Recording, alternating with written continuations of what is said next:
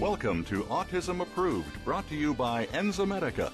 Now here's your host, Kristin Selby Gonzalez.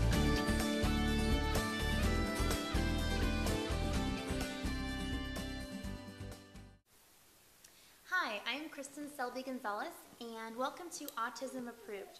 1 out of 91 children between the ages of 3 and 17 are being diagnosed with autism. That's 1 out of 58 boys.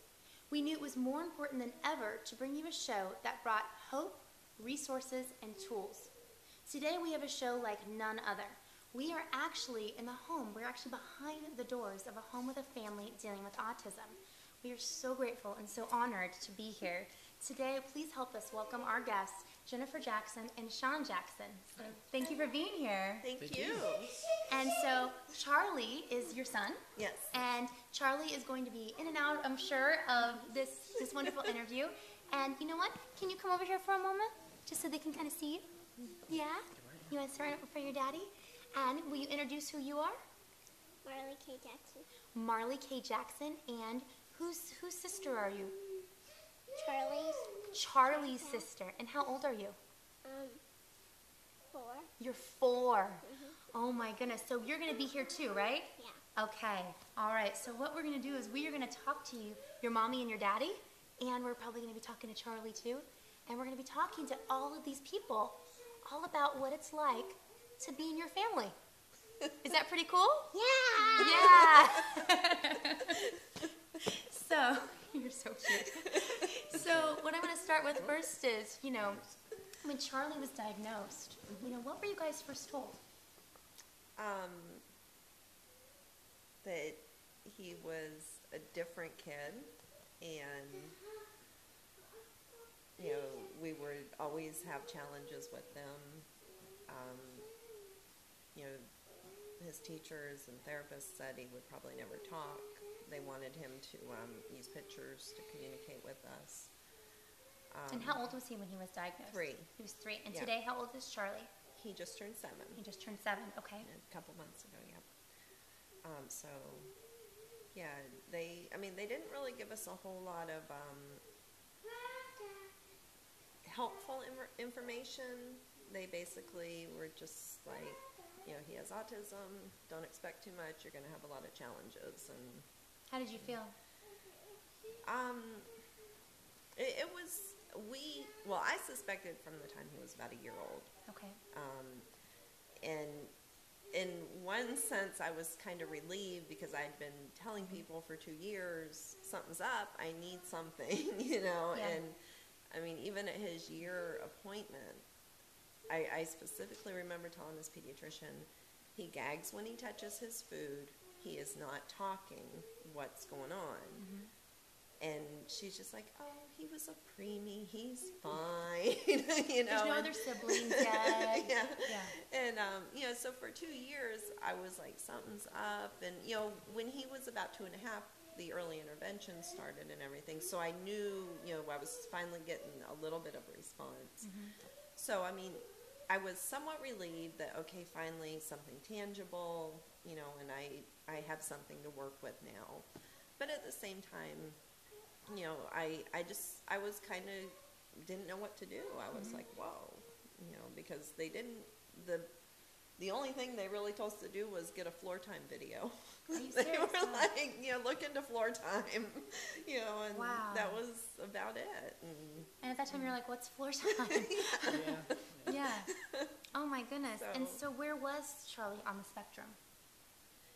He absolutely didn't talk. Okay. Really, nothing came out of his mouth.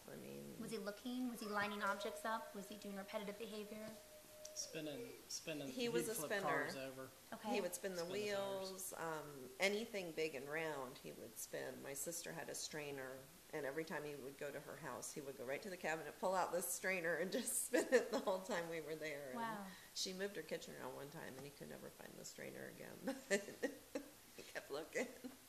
But yeah, he was a spinner, and that was confusing too when we were first trying to figure out, what was going on with Charlie. Everything they described was the little kids lining up toys. I'm like, well, he doesn't line up anything. Yeah. So, it must not be autism. But that was like the, example we always got, but he was never a liner-upper. He was a spinner, and so, I mean, he didn't speak. The looks we would get from him were very short, not a whole lot of meaning. I mean... Was he affectionate? Yeah, I mean... Yeah. He was always affectionate. And that was probably also another thing what was Right. confusing, because the typical things we hear about autism is they're not affectionate, Right. you know, they don't cuddle, they don't like to be touched, and what people don't sometimes understand if they're not living it is those are just different characteristics, and not one child with autism is just like the other. Right. Mm-hmm. Well, yeah, when he was in school, he was like, they called him the class greeter. Any new parents that came in, he would run up and hug them when they would. Oh, Patty cake. Is that your favorite song? patty cake, patty cake, baker's man. Bake me a cake as fast as you can. Roll it, roll 'em up, roll 'em up.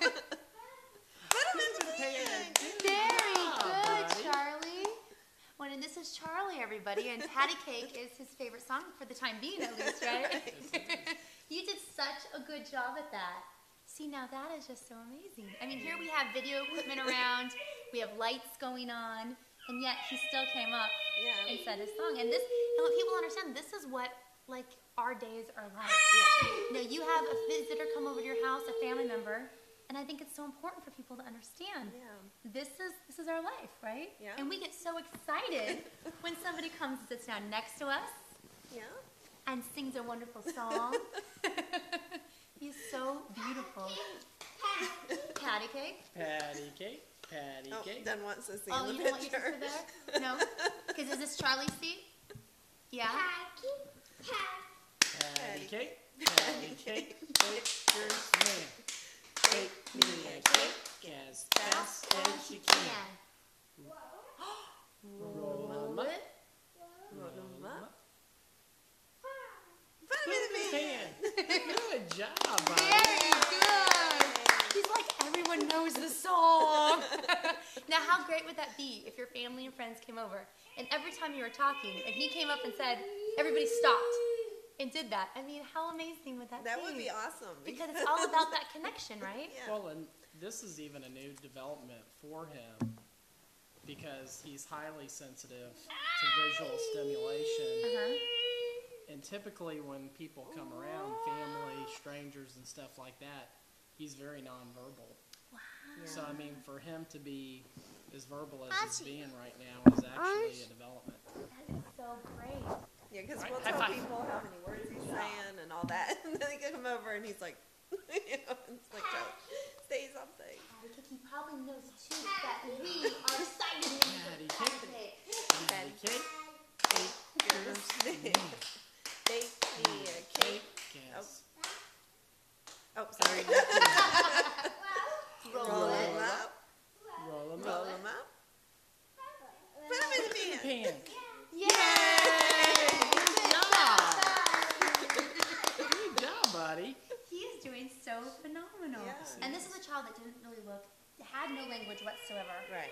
None at all. And so basically now, and really if you think about it, that's really a short amount of time from what they said he could never do. Right. And if you see someone climbing, why would you think that he's not going to just keep on Right. you know, Exactly. going? Yeah. So, okay, so what was the first thing you guys did for Charlie? Ordered the floor time video. I was going to ask, did you guys get the floor time video? That was so Yeah. boring, but yes, we did.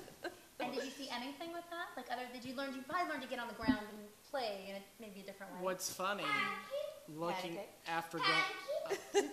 patty cake, Patty patty cake. cake, baker's man. Bake me a cake as fast as you can. Roll 'em up. Roll 'em Roll 'em up. up. Put 'em in the pan.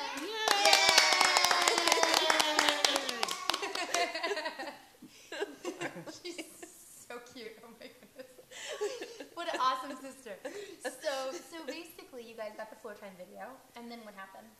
Well, the funny thing about it is looking back at that experience.